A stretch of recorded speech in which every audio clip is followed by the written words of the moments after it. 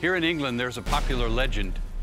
Just outside an ancient city lived a fire-breathing dragon. In order to pacify the dragon and satisfy its hunger, every day the people of the city gave the monster 2 sheep. When the sheep failed to satisfy the dragon, human sacrifices were required. Lots were drawn to determine the victim. And one day, the lot fell to the daughter of the king himself. The king offered all his wealth to purchase a substitute, to no avail. And so the young maiden, dressed as a bride, was led away to the marsh where the dragon lived. There was a soldier, a follower of Christ, named George, who happened by and saw the condemned girl. When the dragon attacked, George outfought the mighty beast.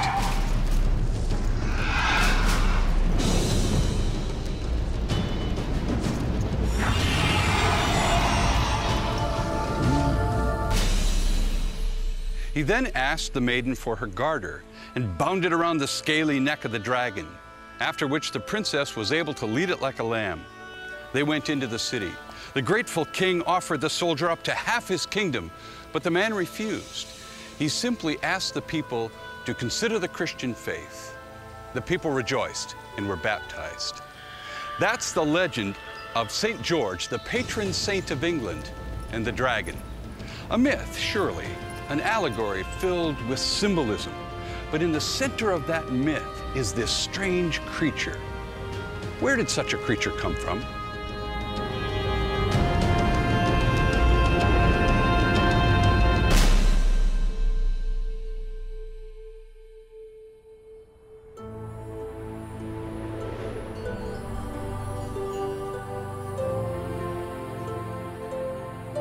Well, dragon legends are found in many cultures and traditions all around the world.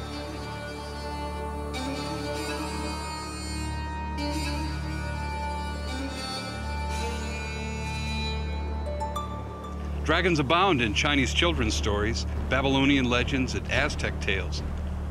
In Japan, dragons are generally considered friendly creatures. Children read stories of great dragon keepers and heroic dragon riders. Medieval European legends feature dragons who lived in wild, remote regions, guarding great treasures. Images of dragons are preserved on family crests and national shields. But what could have inspired all these stories? Is the dragon simply the creation of inventive minds?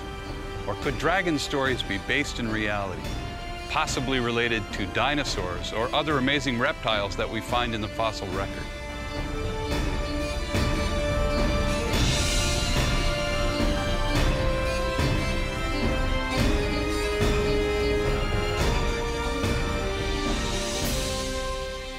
Many scientists contend that dinosaurs died off over 60 million years before humans came to be.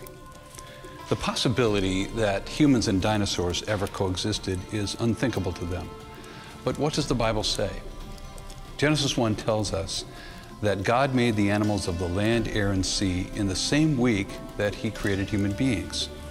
In this case, humans would have been alive on the earth at the same time as these creatures.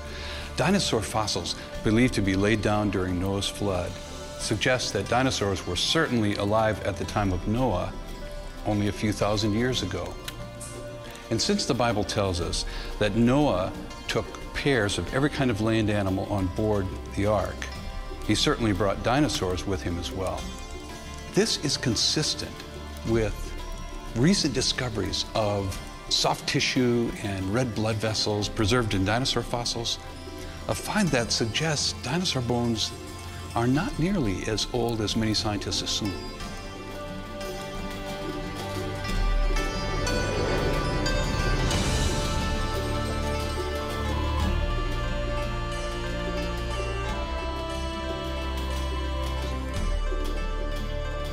One of Noah's descendants is Job, and in the book of Job, we find 2 mighty creatures, probably the largest animal on land and the fiercest animal at sea. Behold now, Behemoth, God says to Job, as recorded in chapter 40, which I made along with you. He eats grass like an ox, his strength is in his loins, and his power is in the muscles of his belly. He moves his tail like a cedar.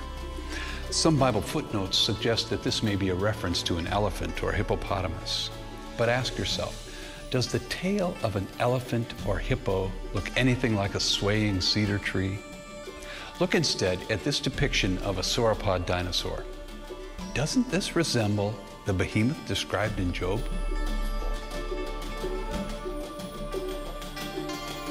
There's one possible place where the Bible describes a dinosaur, and it would be the behemoth described by God to Job in the book of Job. And God's talking to Job about a specific animal, and he goes into a great amount of detail to describe this animal.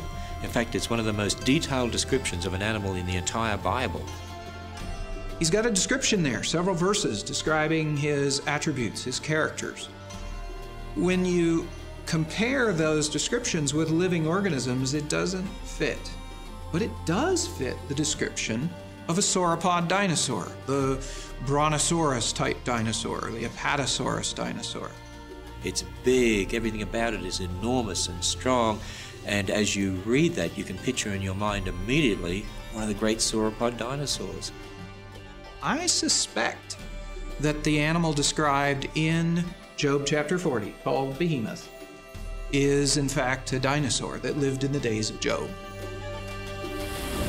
The book of Job not only describes a behemoth, it also tells of another creature, this one called a leviathan. The animal given the name Leviathan is described as a sea creature, fast-moving, covered with scales, apparently can come out of the water to interact with humans at the surface of the water, has teeth, terrible roundabout, and so on. And most amazingly, it's described as breathing fire. Out of his mouth go burning lamps, and sparks of fire leap out.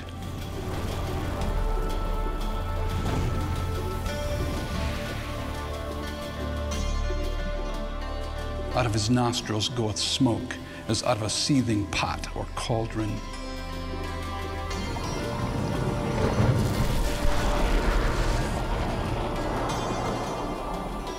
His breath kindleth coals, and a flame goeth out of his mouth. There's a lot of mystery with Leviathan. It's a most extraordinary creature.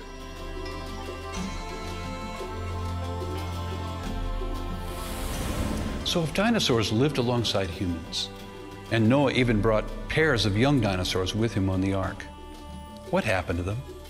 Where did they all go?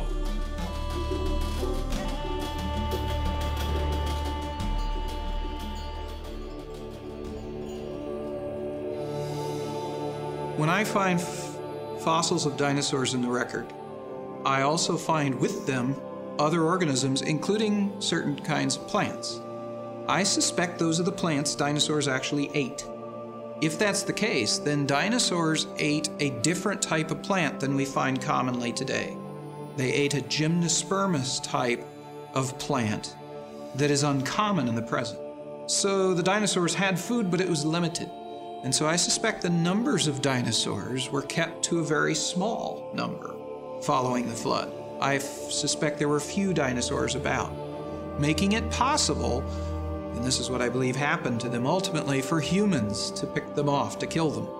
Perhaps humans killed predatory dinosaurs because they were afraid of them, or because they wanted to show off.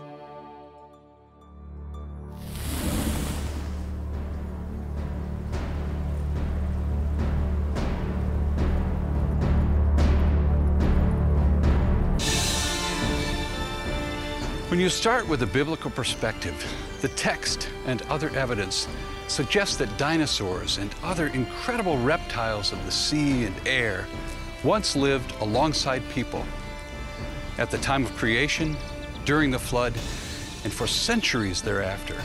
So it is hardly surprising that the world would be filled with legends of heroes like St. George and their encounters with mighty beasts.